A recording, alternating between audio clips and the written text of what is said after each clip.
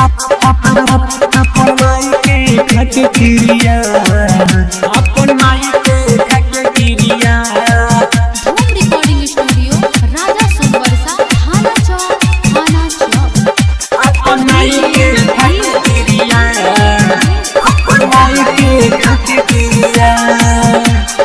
के बात बेवफा बता दरिया के बात बेवफा बता दरिया अपन माई के खाके क्रिया अपन माई के खाके क्रिया।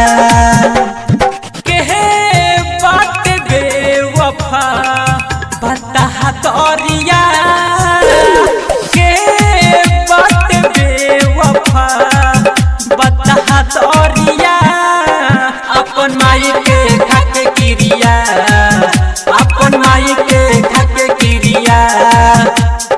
डीजे नीरज अपन माई के खाके क्रिया अपन माई के खाके क्रिया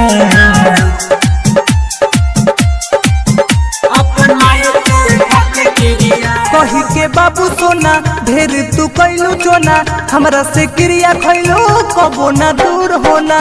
कही के बाबू सोना ढेर तू कैलू चोना हमरा से क्रिया खैलू कबो ना दूर होना। हमरा के तू मन ले रहलू तू तो पिया के बात बेवफा बता दरिया अपन माई के खाके क्रिया अपन माई के खाके क्रिया। डीजे नीरज अपन माई के खाके क्रिया अपन माई के खाके क्रिया